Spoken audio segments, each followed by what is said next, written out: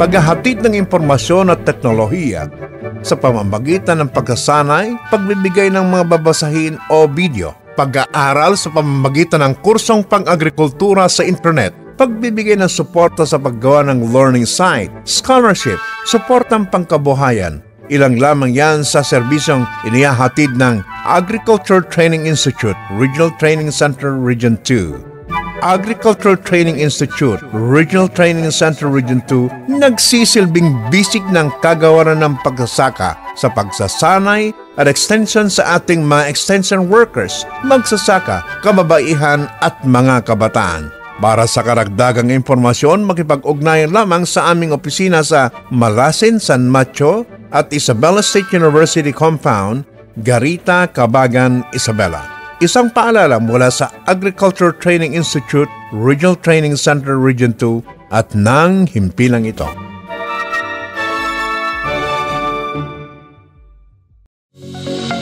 Huwag palampasin ang mga benepisyong pwede mong matanggap sa kagawaran ng pagsasaka sa pamamagitan ng RSBSA. Ano ba ang RSBSA? Ang Registry System for Basic Sectors in Agriculture o RSBSA ay ang opisyal na talaan ng gobyerno sa pagkakakilanlan ng mga magsasaka at mangingisdang Pilipino, kasama ang impormasyon ng kanilang lupang sinasaka o palaisdaan. Ito rin ang basihan ng gobyerno sa pagkakaloob ng iba't ibang intervensyon, ayuda, benepisyo at tulong sa pagsasaka, paghahayupan at pangingisda. Wow! Ganun pala kahalaga ang RSBSA. Malaking tulong to sa ating mga nasa larangan ng agrikultura. Makapagpalista na nga.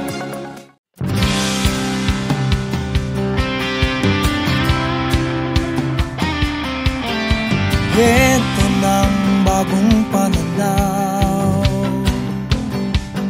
sa produksyon, malakas ang kooperasyon.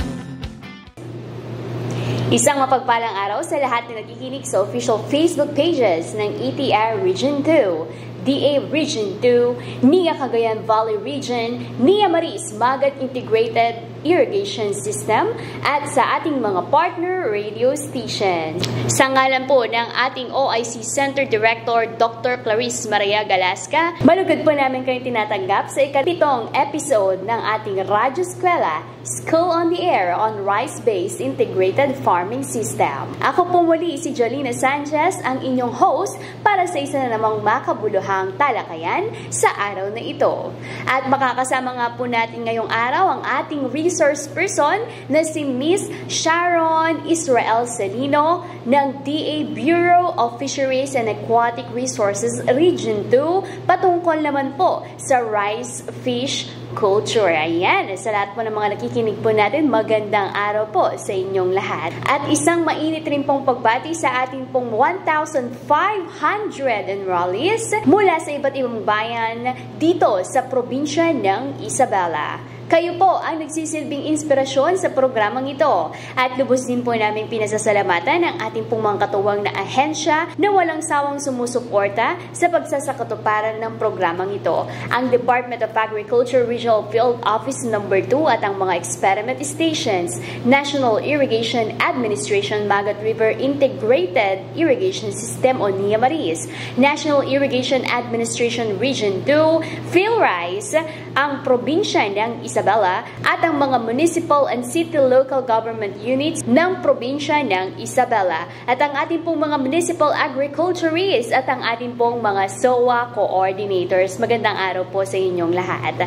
At isang pagbati rin po sa lahat po ng mga division offices ng National Irrigation Administration dito po sa Isabela. Hello rin po sa lahat po ng mga IAs po nating nanonood sa ating Facebook page, sa ating Facebook Live ngayon. Magandang araw po sa inyong lahat, yung ating pong mga IAs dyan sa may Tumawini, San Isidro, Isabela, Cabatuan, Isabela, Aurora, Malig, dyan po sa may Kawayan City, at sa mga nakikinig po sa atin dyan sa may Angadanan, dyan sa may Malig, dyan po sa may, meron din po tayong mga viewers from Santa Fe, at mga viewers po natin dyan sa may Cagayan, hello po sa inyo.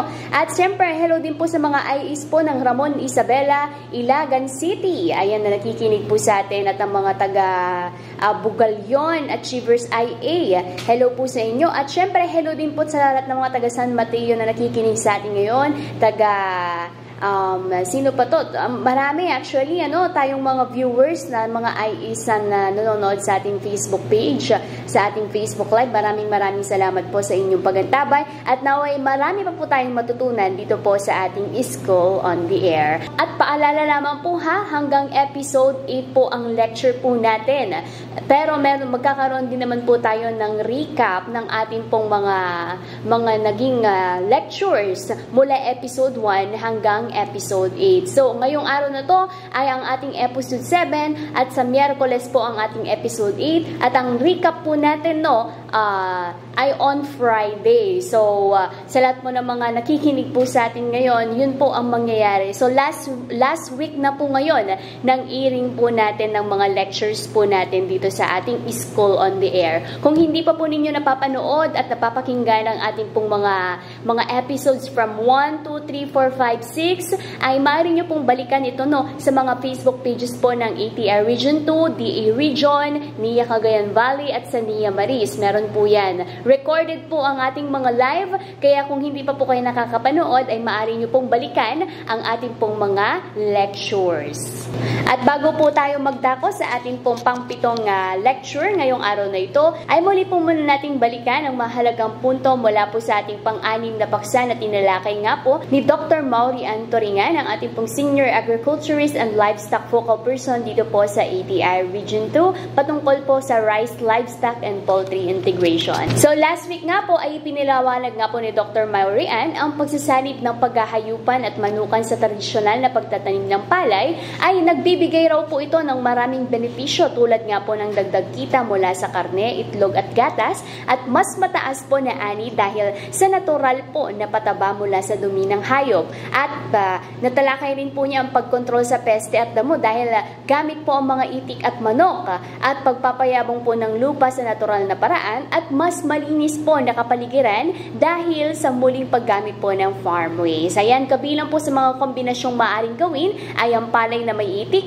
manok, baboy, kambing o baka. At gayon pa man, may mga hamong kinakaharap tulad po ng kakulangan nga po sa puhunan, kaalaman at oras at ang tamang pangangalaga po sa hayop.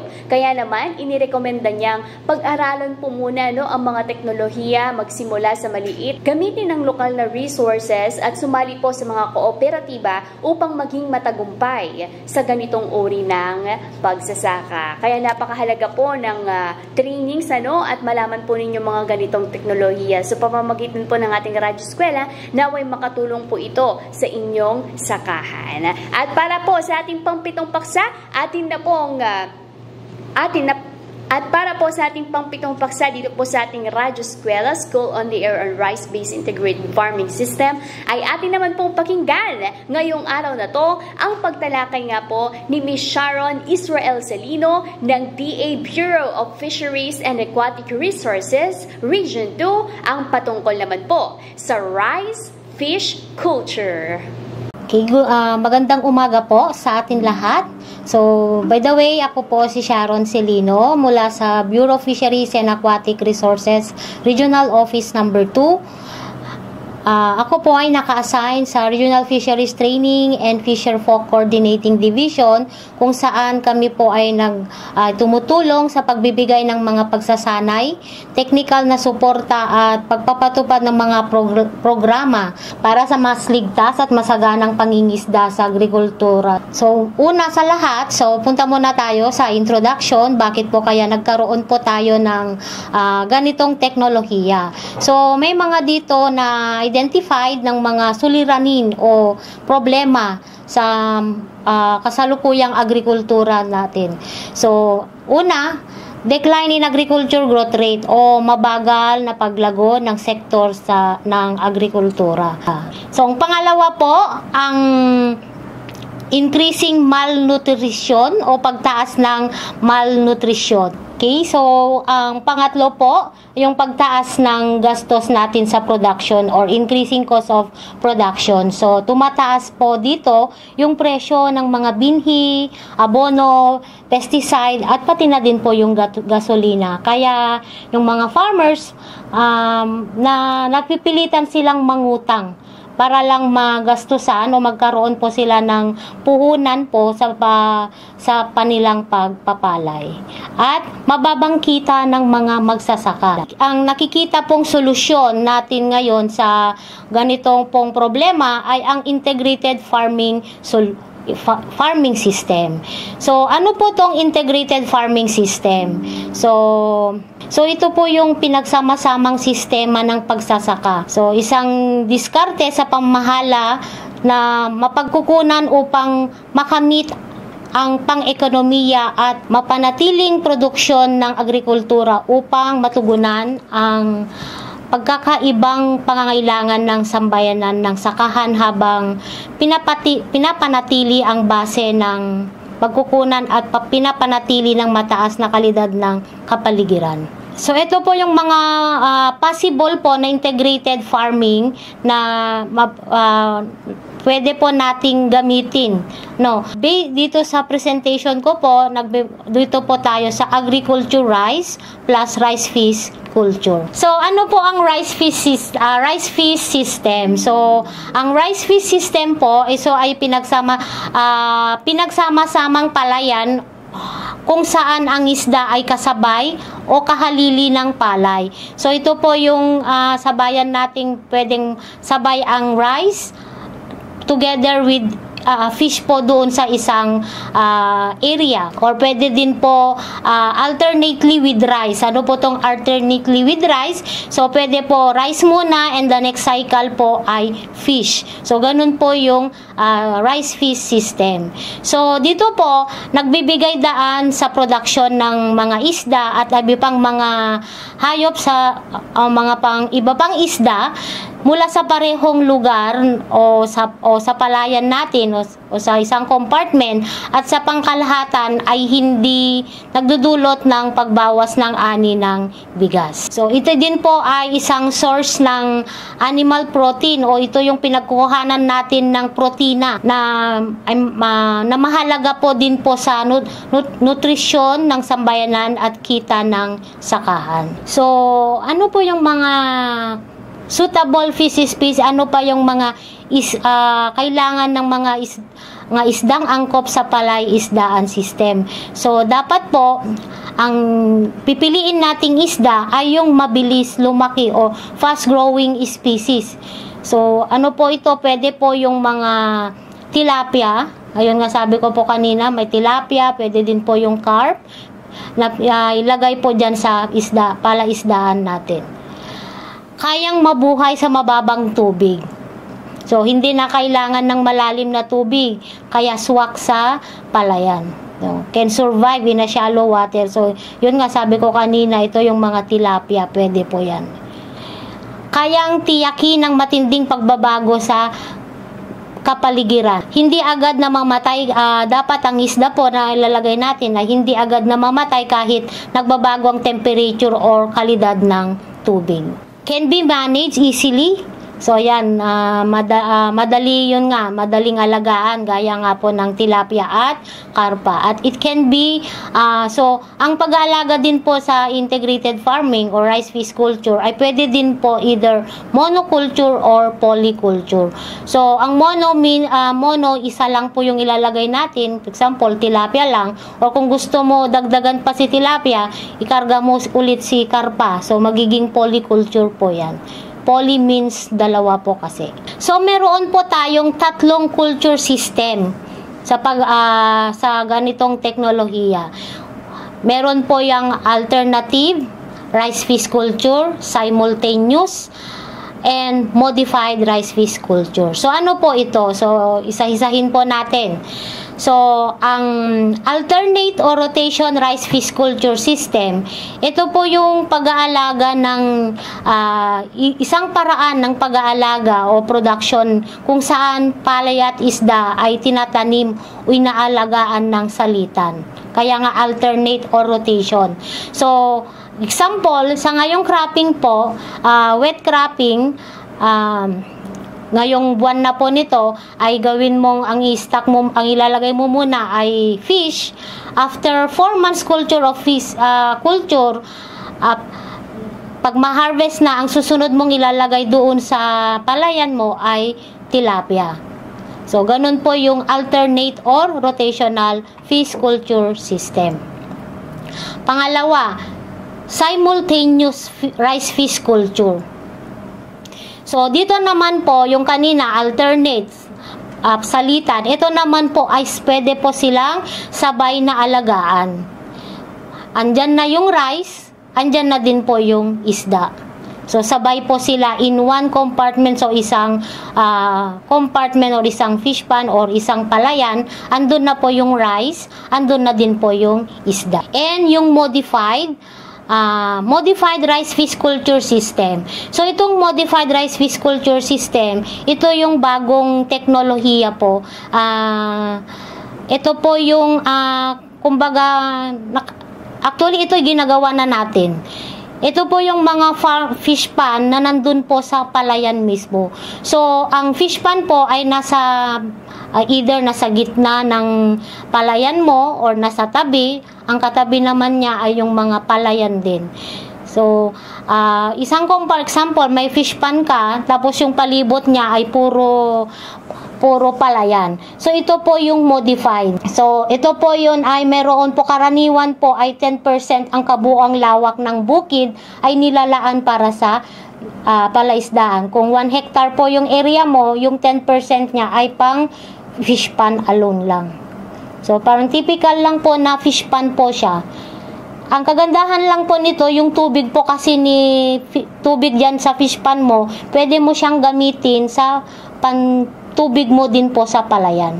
So, ang construction of trenches, ito po yung para lamang po ito, take note po, para lamang po sa simultaneous rice fish culture or yung sabayang pag-aalaga ng isda at palay. So, ito po yung isang kanal na ginagawa sa loob ng palayan po natin. Po yung nagiging serve na silungan po ng mga isda natin. Kung nandun yung palay, habang mainit yung temperature, nagiging silungan. Refuge when pesticide and fertilizer are being applied and unexpected drop of water level. So yan nga, sabi ko, nagiging taguan ng isda kapag naglalagay po tayo ng pesticide or pataba o kapag biglaang bumaba ang antas ng tubig. And daanan din ng mga isda ito. Dito na po kasi yung kanilang daanan or playground upang malayang makalibot sa loob ng palayan yung isda natin. And catch basin during harvest period. So, catch basin ito po pag sa harvest period na, ang mga isda dito na po sila pumupunta habang ang harvest kasi pag nagde-drain na tayo, so ginagawa dyan na po sila pumupunta, naglalagi para mas mabilis po silang ma-harvest. So, ito po yung mga type of trenches na pwede nating gawin. So, ito po yung peripheral trench.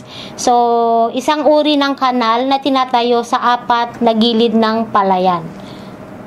So, ganyan po yung itsura niya dyan sa picture. So, sa palibot niya yan, meron kayong inuhukay o pwede kayong quality kanal dita. Then, sa gitna niya, yiting nga isunton dagitan pagyanan mo ti palay tayo. So, ang benepisyo nito, nakakatulong na maprotektahan ng mga tanim laban sa salakay ng mga daga din po. And, kaya lang, meron din naman siyang kahinaan na sumasaklaw ito sa mas malaking bahagi ng lupa, kaya mabawasan ang ani ng palay. Kasi medyo kumunti na yung pangalawa, yung center trench. So, dito naman, yung kanina ay yung palibot.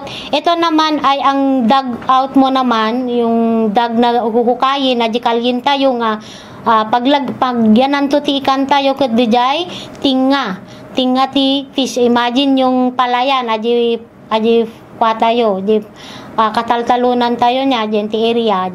So, di tinga nakit, agaramid tayo ti central pond canal or basit lang kanal na ijay nga pagyanan tunti tilapia tayo.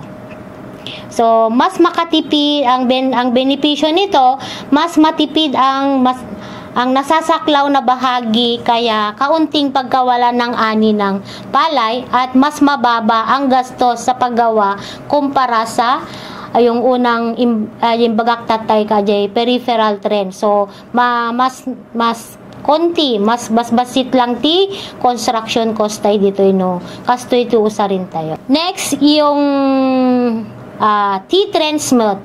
So no T-Trends, ito ay isang kombinasyon po ito ni peripheral at center trends. Di na-discuss ko nga may munakin may kadua tatay. So ato'y met situated on the perimeter of the center. So dito po parang kung titignan mo sa taas, isa siyang T-shape, letrang T.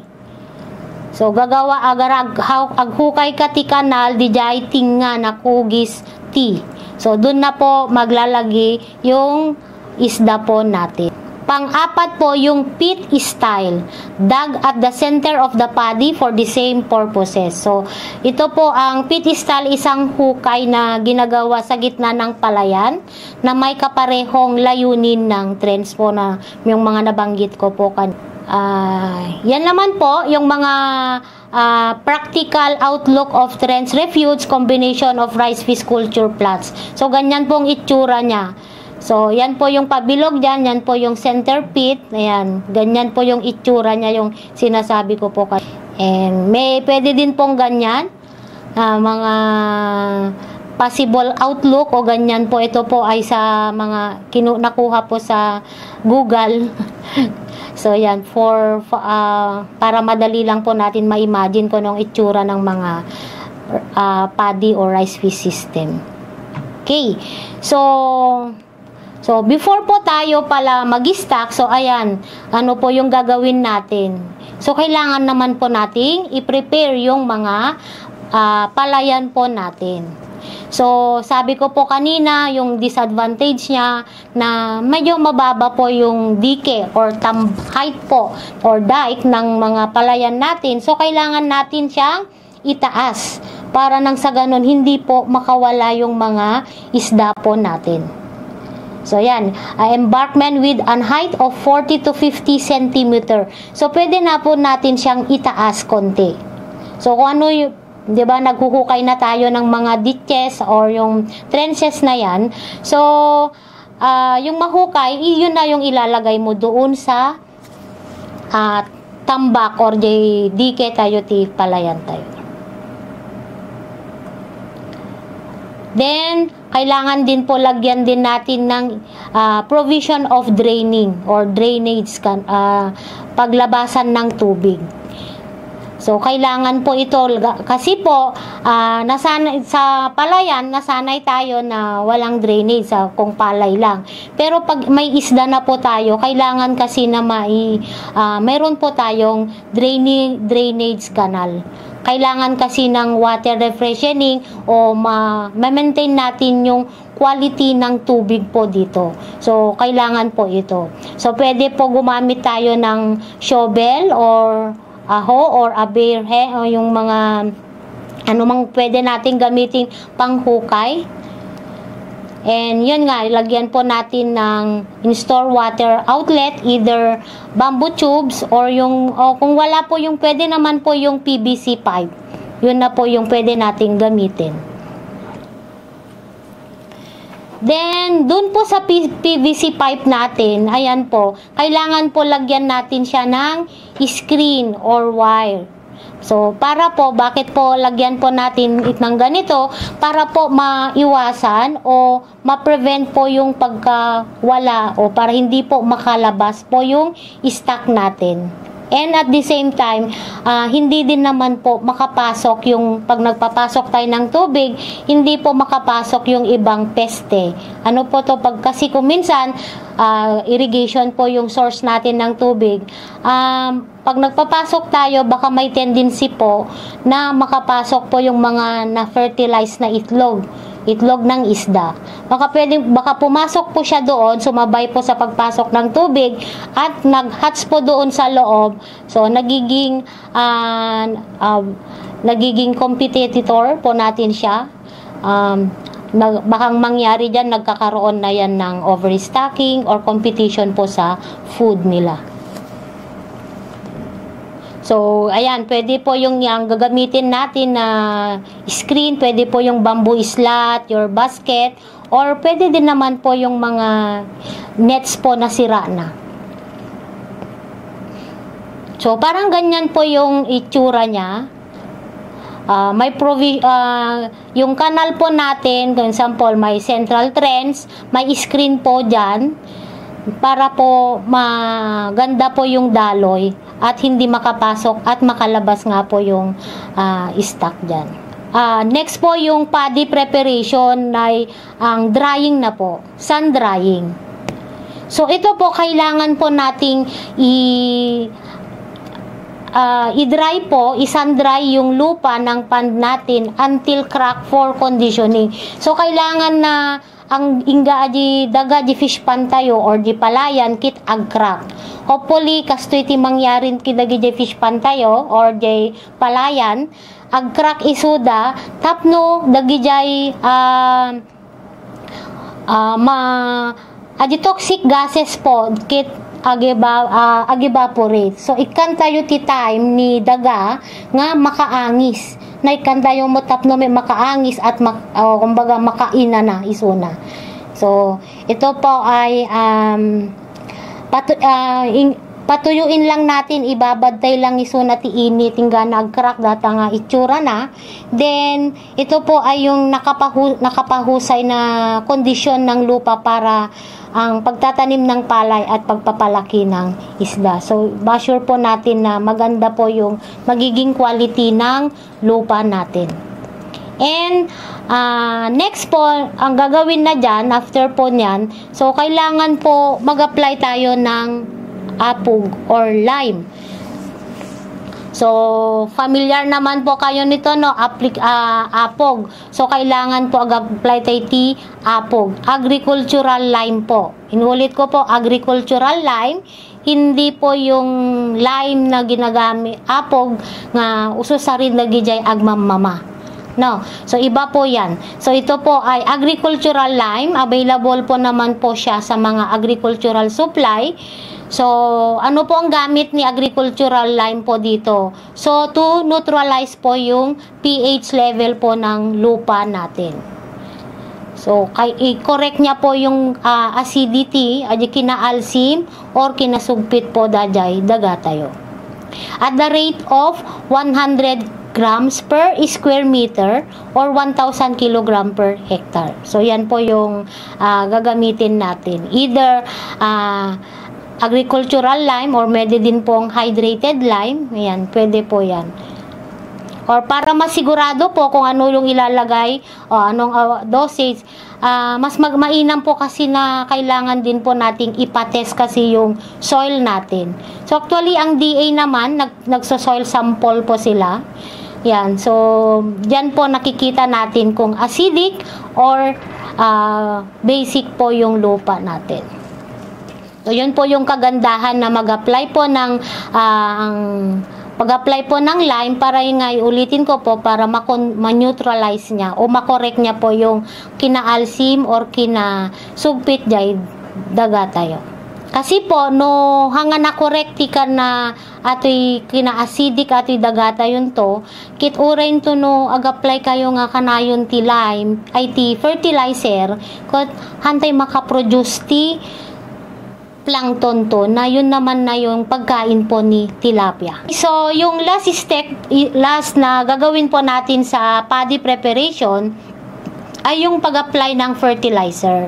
So, assure po muna natin na mayroong pong natural food bago po tayo maglagay ng binhi or ng fingerlings doon po sa palayan po natin. So, pwede po natin tayong gumamit ng organic fertilizer or inorganic fertilizer. So itong organic fertilizer, pwede po ang vermicast. Ito na po yung ginagamit ngayon po din ni BIFAR. Ito na yung pinapagamit namin sa mga demo projects din. So at the rate of 100 to 200 grams per square meter. So yan po, vermicast. And pwede, kung wala pong available na vermicast, pwede naman po yung inorganic fertilizer o pwede po gamitin natin dito yung 16-20-0. 10 to 20 grams per square meter. So, assure po natin, before po ulitin ko po, assure po natin bago tayo mag-apply ng binhi, dapat naka-apply po tayo ng fertilizer. Nang sa ganon, pag nag-stock na po tayo, meron na pong unang kainin ni isda doon. Natural food. So, assure na meron na pong natural food. So, paano po natin makikita kung meron na pong natural food? By the coloration po ng tubig natin, dapat po ay greenish po ang kulay ng tubig. Greenish phytoplankton. So, phyto means plants po kasi. So, no green po, didanumin, greenish ti kulay nan at the presence ti natural food o phytoplankton doon. Or, kung hindi naman po greenish, pwede po yung zooplankton. Ito naman po ay yung zoo means animal. So, maliliit na isda po na nakikita lamang through microscope. Pero by coloration po, yung kulay ng tubig natin ay nagiging yellow. Hindi naman siya yung nalibig nga unay. Greenish na may brownish yung combination niya. Na ma-observe nyo, ma-monitor nyo din po, makikita natin yung pagkaibahan di nalibig kinhaan nga nalibig. Ito yung yellowish na brownish na kulay. Pag naka-stack na po tayo, ano na po yung mga gagawin natin? Ito na po yung routinary management po natin. No, so dapat i-maintain tayo di kangato ti danom at sabi ko po kanina 0.75 or 0.7 to 1 meter depth yung lalim po ng tubig natin. No. Then, kailangan po ng water refreshening or good water exchange for replenishment po ng oxygen and removal of metabolite. So, kailangan po ang water exchange dito. So, ang pag-water exchange, if possible po, 10 to 30% po ay suktan tayo. 10 to 20% ti danom kit suktan tayo. Possible adikin babati ikatin tayo nga danom. Ta iso ti ayan ti narugit nga klase ti danom. Adikin rabaw iso ti nadalos. Tikin baba dadjeng amin dagijay mga rugit di ikan dagijay amin di jayon nga metabolites. Dagijay nagdecompose na natural food, mag-decompose na bulbulong. So, yun po. So, kailangan matanggal dato. Ngamin no, i-maintain tayo ti kinarugit ti danom, ay magkaroon po ng disease. At the same time, habang bumaybayag kit, magkaroon din ng mortality kinjay stock tayo. So, kailangan ti water refreshening. And the next one is to maintain po yung fertilization or jay kaado ti natural food di jay fish pan tayo. So, kaya na di ko naktatay, pwede po ti organic or vermicast or inorganic po or yung 16-20-0. So, organic, kada rate, ito medyo nababalangin din kaysa di tatay. Yung organic kit 500 to 750 kg per hectare per week. Si inorganic met 25 to 50 kg per hectare per week. Pero kunak ditoy per week mo at bakay bagayon to ni Ma'am Sharon kay per week imbaga na. So surutin daktomek nga per week na. So ulitin ko po, uri imbagak nga per week ditoy ngem kitantay lang mot di kalidad ti danom. No mayat pay ti quality na greenish pa lang ti danom, pwedeng i-escape mo di pag-apply mo ti fertilizer. So take note ti panag-apply gayam ti fertilizer kit adda ni init.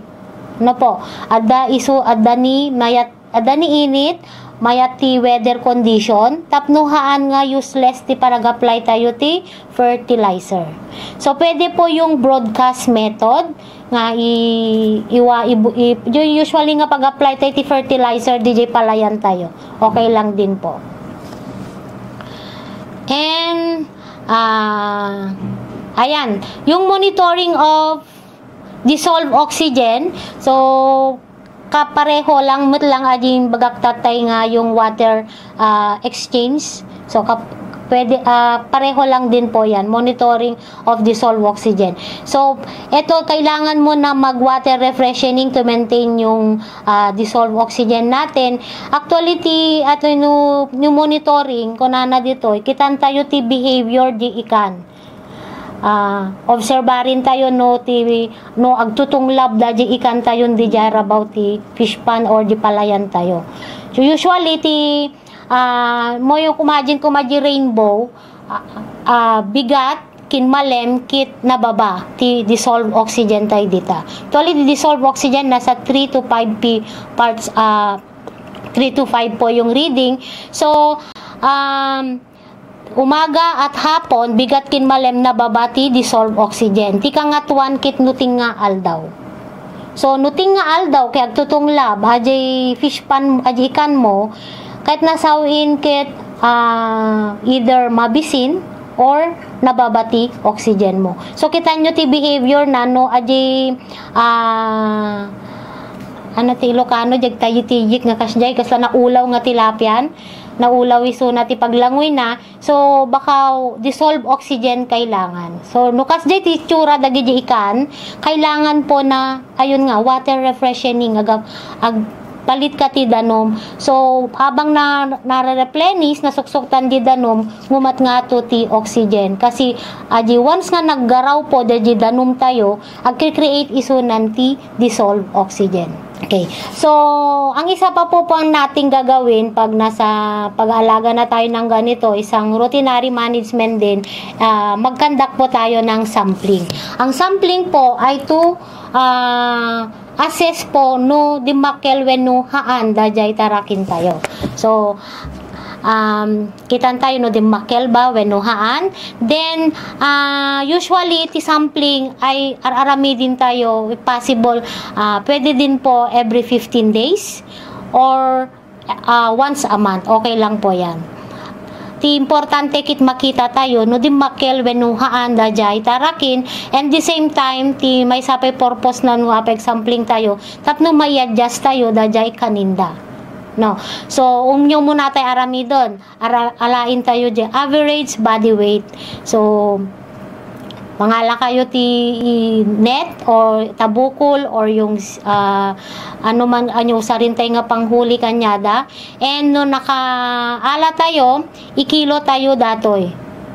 So, randomly sampled ko na dito. So, no nyaman na ginaalam nga ikan, kit hamo nga pilyin, dadakkel man or babasit, albari dapat dadaamin jay size na. Ngamin dati nga ikan, kit isunan tunti, representative kin amin dajay, inistak mo nga ikan. Okay. So, example, kung dati na alam nga media kilo o 500 grams. After 1 month, napang ka nagsampling. So, example, 500 grams. Random.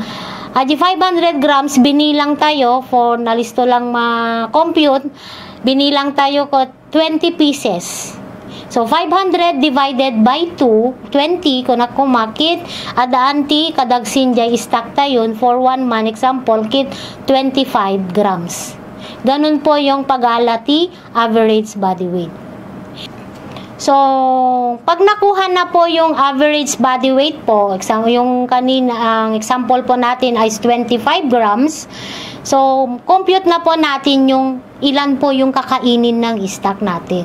So, example po, meron kang area na 1,000 square meter at ang ginamit mo ay yung modified times 5 pieces per square meter. So, ang total stock mo doon ay 5,000 pieces. So, kukompute natin ngayon kung ilan po yung kakainin numanuti kanin daji 5,000 pieces nga dati kadagsinan nga 25 grams.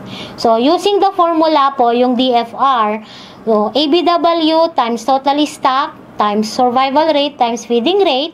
So, example, ang ABW mo ay 25 at may total stock ka na 5,000 pieces. At survival, mo estimate mo mga 90% po yung namatay, ay buhay. 10% lang yung namatay doon sa stock. So, 90%, gawin mo po siyang decimal point, 0.90, at ang feeding rate po nasa 0.06, yung mga 6% po. Ito yung feeding rate, ito yung kaadot ti feeds nga, itid tayo, base kinda jay, kadagsin na. So, multiplication po, 25 grams, times 5,000 pieces times 0.90 or 90% times 0.06 or 6%. So multiplication po ati maala tay di jay kit 6,750 grams or 6.75 kilos. So, yan po, jay kaninti 5,000 pieces. So, itong 6,750 grams or 6.75 kilos, hantay nga itid, timay sa nga panganan. Although, kinompute tayo, daily feed ration ko na. Pero, ato'y ko, ipakantay kanyada, gudwa-gudwain tayo. Daily nga minato, iti may nga aldaw, ti kaninda kit 6 nasurok nga 6 kilos or 6/3/4 na feeds. So divided by depende no. Kaya't mo ti talong aldaw kag talong beses kag pakanti may sa aldaw divided by 3. Kung no 4 times mo divided by 4. Sample kung divided by 4 yan, so 1.68 kilos per feeding no divided by 4. Example nagpakantala 7, 6.68 kilos ti ipakan mo. Tuno alas 11 kasjay manen 6.68 ton alas 2 kasjay manen ti kaadunan, then alas 4 kasjay manen. So, divided by 4. So, uray nga min no kinompute mo data ti kaninda, kithaanda nga makan amin. Kinompute ko mat, so, itid ko lata amin kanyanan, kung ayon to niya, baka danto ti papanan nyo DJ bayan, ganun po to brain tayo. So, kailangan po i-divide tayo ti 4 times a day. Sa isang araw, 4 na beses. So, yan. Every feeding po, kada pakain ay 1.68 kilos per feeding. Yan. So, ganyan po yung pag-compute. Kasta ti-compute ti kaninti, stock tayo. So, karamihan nga min dagi farmer's kit, satiation, pakanti-pakan, hadawan kinilwan, or sa ad limitum. Awan kinilwan, sa dantulag sarding nga pakaninin, no, nabsog jay ikan. Tikonada. So, ada ti disadvantage na aja, either adu tinaitid mo nga kanina or kurang di kanin nga intid daw. So, yun po yung epekto na no awanti kastoy nga ubrain tayon to. So, meron po tayo ditong feeding guide. Ito po, take note po, guide lamang. So, example, guide lamang po ito. So, ang daily feeding, as the fish become bigger and older, the growth rate declines and feed ration become less. Ayan. So, nakadepende yan po. Ito ay guide lamang po. Depende po yan sa management po natin. Kasi dito, meron po akong naipakita dyan na growth range na first month dapat ay 5 to 25 grams. Ang feed mo ay starter. So, andyan na din lahat yung feeding type, feeding rate. So, ayan na po. So, depende po yan sa pag-manage natin. So, ang pag-aalaga, example, kung tilapia po yung alagaan natin, nasa 4 months culture period lang po. So, ano po yung pwede nating ipakain? So, pwede po ito yung mga rice bran. Pwede po ang azola or duckweeds, kung familiar po tayo dito. Ito po yung mga plants na tumutubo dun sa mga stagnant water. Ito yung mga maliliit lang po ito na tanim na naka-float lang po sa mga katubigan. And fish meal, vegetable, yung mga vegetable natin. Ang tilapia po, example, kung pwede din po siyang kumain kasi ng kangkong. Ayan. Breadcrumbs, kitchen refuse or yung mga leftover sa bahay natin, termites o yung anay. And ang pinaka-popular, ito yung commercial animal feeds, commercial feeds. So kung ano man po yung available na commercial feeds doon po sa atin, yun po ay pwede po nating gamitin. Then, after 4 months of culture, so ayan, pwede na po tayong mag-harvest. So usually, the rice and fish and rice culture subsequent could last for 100 days. Yan po yung, ewan ko kung ano pong variety yung, lalo na kung simultaneous yung ginamit po natin, o ano po yung variety yung gagamitin ninyo, ayan. Pero kung modified po, hindi naman na po yan ay magkaibang compartment naman po yung pang ginamit dito. So, yan. And, madali lang naman po mag-harvest. So, makita nyo po sa picture yung, ito po yung mayroong net po na nilagay doon sa mga trenches. Habang pinapatuyo po, pinababa yung pababain yung loop, yung tubig, nakaset na po yung mga net na yan. So, in case of early smell or taste po, so, harvested stocks in separate pan or hapa for about 2 days with flowing water before dispersal. So, ayan po, kung ito po kasi may meron po may mga kaso na meron pong ibang amoy or lasa po yung stock dyan, tilapia. So, kailangan po nating i-depurize or ano ba yung tawag doon? Ilagay muna siya sa ibang compartment ng 2 araw na meron pong free-flowing tubig. Para nang sa ganun mailabas niya po yung mga nakain niya, nang sa ganun po ay hindi po mapektuhan yung lasa ng isda po natin. So punta po tayo sa cost and return analysis. Ito po yung comparison po ng 3 culture system po. So by the way, meron pa pala akong idagdag. Before po pala tayo makagawa ng ganito, so kailangan po tayong mag-record keeping, so kailangan nating ilista lahat yung mga inputs, ano man yung inputs na yan, kung example sa rice, sa fish, sa pagtitilapia, so ilista mo yung fingerlings, lahat po ng fertilizer, yung feed, so lahat po yan, kung ano po yung mga nagamit natin. So dapat mo ilista para makompute po natin yung simple cost and return analysis po natin.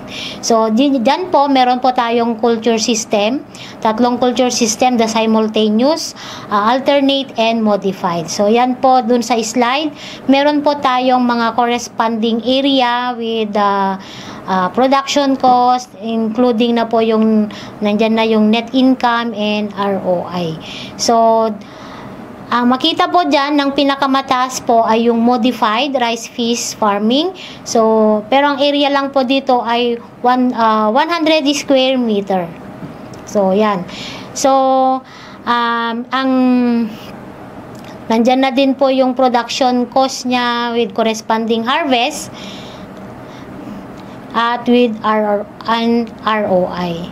So, mas yung isusunod ko pong slide ay yung mas detalyado po, pero mas mataas na po yung mas malaking area na. 1,000 square meter. So dito, sa 1,000 square meter, so solong tilapia lang po ito, yun nga yung modified rice fish. So the area of 1,000 square meter. So dito nailista po lahat yung mga inputs. So nandyan po yung labor cost of pan preparation. Lalagyan nyo din po kahit kayo po yung nag-prepare dun sa fish pan, lagyan nyo din po yung corresponding amount niya. Yung fingerlings po na yan, yung fry mass. So sa 1,000 square meter po na area, ang total feeds po na na-consume nito ay nasa 40 to 50 bags po. Kasi in every 1,000 bags po, in every 1,000 pieces of tilapia, nasa 80 to 10 bags po na feeds po yung kakainin ng stock doon. So, dito po, from fry booster to finisher, nandyan na din po yung mga corresponding ilang sako pong magamit dyan sa 5,000 pieces. Then, ayan, nandyan na din po yung kung magkano po yung magastos. Then, yung fertilizer at vermicast, ito po example natin dito, vermicast at 40 kilos per bag, ayan, makagamit po tayo sa 1,000 square meter, makagamit po tayo ng mga 8 sako. Yung fuel cost po, ano tong fuel cost? Baka gumamit po tayo ng pump, water pump. Ayan. So, example, nakagamit tayo ng 5,000. Salary of caretaker, bakit po may salary? Kahit kayo po yung nagbantay doon sa palayan nyo po, ilagyan nyo pa rin po ng salary. Parang gastos, bayad po pala. Parang bayad po sa sarili po natin to. So, minimal naman po lang yung nilalagay natin. In 4 months culture po. And marketing expenses. Ano po tong marketing expenses? Ito po yung pag nagbenta na po tayo. Yung ice, yung cellophane, expenses natin nagbenta, po baka pumunta ng palengke. So, andyan na din po lahat. So, 3% of gross sale. Kasi ang ito po yung pagbentahan lang po natin. Kung magkano po yung pagbentahan nyo mamaya, 3% of them, yun po yung kukunin nyo lang po na marketing expenses. So, all in all, dito po, sa 1,000 square meter, ang operating cost po natin nasa 57,785 pesos. Then, to calculate po yung benefits po natin dito, so, yung 1,000 square meter, nilagyan ng 5 pieces, so, maging 5,000 pieces po yung laman ng palayan po natin, yung palaisdaan. So, at 85% survival rate. So, ang maha-harvest po natin dito, 85% survival rate at 5 pieces po sa 1 kilo. So, yung 5,000 po na piraso ni-stock mo, ang maha-harvest po natin doon ay 850 kilos. Ngayon, ibebenta mo siya ng ganyan, mga 90 pesos. So, nasa 76,500 po. Less operating cost, nasa 57 po kanina, 57,785. So, may net income ka na 18,714 pesos. So, yun po yung net income mo. So, in 4 months, yan po yung neto natin. And, at the rate of investment po, or ROI, so with 32%. So, paano nakuha ito? 18,000 divided by 57,000 is equal to 32 times 100. So, magiging 32.38%. So, ibig sabihin po, in 1 peso po na ni-invest natin, 32 centavo po yung pumasok doon sa puhunan natin. So, hopefully, magiging ganyan po yung mga product, magiging output natin sa pag-alaga ng isda, and magiging mataas pa sana. Nang sa ganun ay mas lumaki po yung production natin. So, that's all my presentation. Thank you for listening. Linangin ang iyong kaalaman sa pagpapalayan. Alamin ang mga teknolohiya at pamamaraan para makatipid sa pagsasaka at maiangat ang ani at kita. Makilahok sa mga libreng pagsasanay handog ng Rice Competitiveness Enhancement Fund o RCEF. Marami kang pagpipilian, maaari kang matuto sa pamamagitan ng face-to-face training o kaya ay sa pamamagitan ng mga school on the air sa radyo at mga webinars sa Facebook at YouTube. Ano pang hinihintay nyo? Bumisita o makipag-ugnayan sa inyong Municipal Agriculture Office o sa Agricultural Training Institute Regional Training Center, Malasin, San Mateo, Isabela, o mag-text o tumawag sa Farmers Contact Center 0920-946-2474.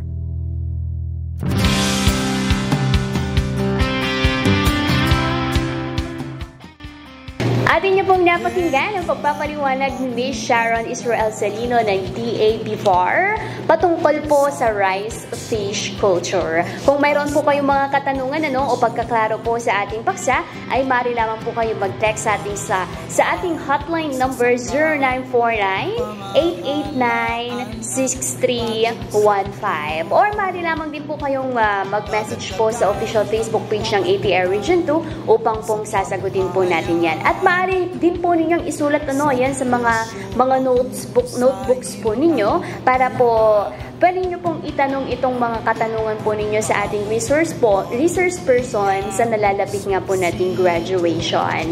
Ating pong pakatandaan na sa pagkakaisa ng sakahan at palaisdaan, may kinabukasang maaabot ang bawat magsasaka. Muli ako po ang inyong lingkod, Jolina Sanchez.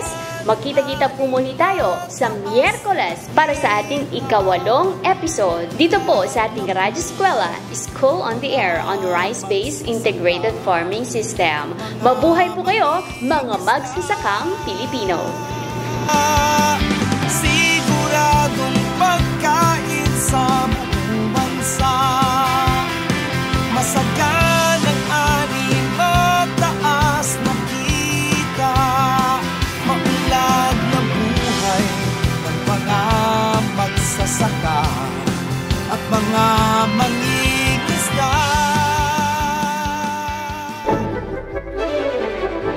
Paghahatid ng impormasyon at teknolohiya sa pamamagitan ng pagkasanay, pagbibigay ng mga babasahin o video, pag-aaral sa pamamagitan ng kursong pang-agrikultura sa internet, pagbibigay ng suporta sa paggawa ng learning site, scholarship, suportang pangkabuhayan. Ilang lamang yan sa serbisyong inihahatid ng Agriculture Training Institute, Regional Training Center, Region 2. Agricultural Training Institute, Regional Training Center Region 2, nagsisilbing bisig ng kagawaran ng pagsasaka sa pagsasanay at extension sa ating mga extension workers, magsasaka, kababaihan at mga kabataan. Para sa karagdagang impormasyon, makipag-ugnayan lamang sa aming opisina sa Malasin, San Mateo at Isabela State University Compound, Garita, Cabagan, Isabela. Isang paalala mula sa Agriculture Training Institute, Regional Training Center Region 2 at ng himpilang ito.